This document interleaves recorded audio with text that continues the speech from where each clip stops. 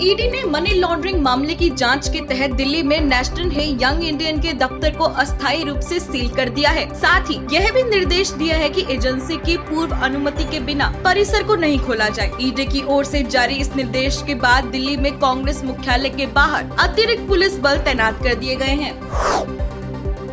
भारत के धाकड़ weight lifter Lovepreet Singh ने Commonwealth games 2022 में पुरुषों के 109 किलोग्राम भार वर्ग का ब्रॉन्ज मेडल अपने नाम किया। उन्होंने स्नैच में 163 किलोग्राम वजन उठाया, जबकि क्लीन एंड जर्क में 192 किलोग्राम वजन उठाया। इस तरह वे 355 किलो वजन उठाते हुए मेडल अपने नाम किया। भारत का यह 14वां मेडल है। भारतीय वेट लिफ्टर ने सभी 6 अटैम्प्ट साफ पाक उठाए। उन्होंने स्नैच में पहली कोशिश में 157 किलोग्राम उठाया था, जबकि दूसरे में 161 और 163 किलोग्राम वजन उठाया था।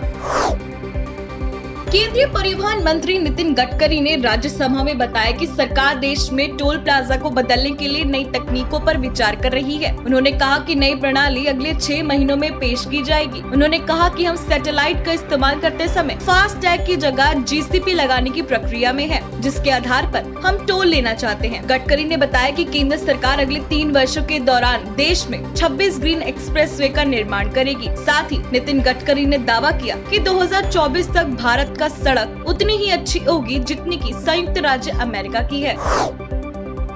केंद्र सरकार ने संसद में साल 2019 में लाए गए व्यक्तिगत डेटा सुरक्षित बिल को वापस ले लिया है।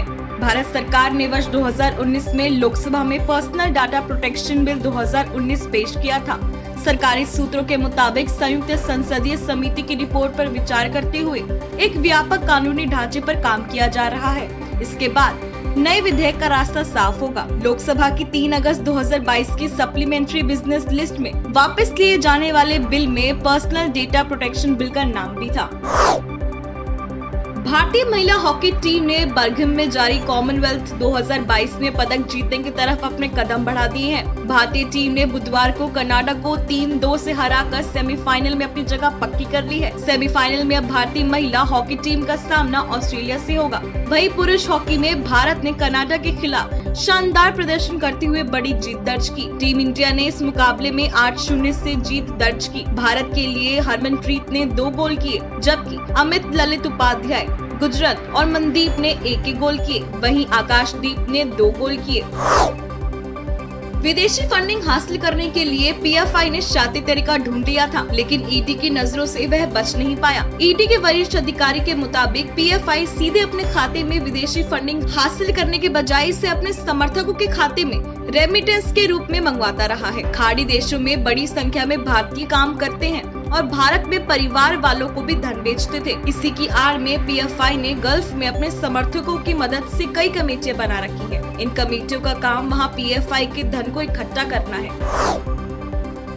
भारत आजादी के 75 साल पूरे होने के खास मौके पर आजादी का अमृत महोत्सव मना रहा है। आजादी के जश्न को यादगार बनाने के लिए प्रधानमंत्री नरेंद्र मोदी ने अपने कार्यक्रम मन की बात के जरिए देशवासियों से हर घर तिरंगा उत्सव में भाग लेने की अपील की है। भारत सरकार की ओर से 2 अगस्त से 13 अगस्त तक इस उत्सव को मनाया जा रहा है। इस जश्न को और भी यादगार बनाने के लिए अब भारतीय पुरातत्व सर्वेक्षण की ओर से 15 अगस्त तक सभी स्मारक और संग्रहालयों में जाने वालों के लिए एंट्री फ्री कर दी गई है। इसका मतलब ये है कि अब इन जगहों पर जाने के लिए टिकट खरीदने की जरूरत नहीं होगी।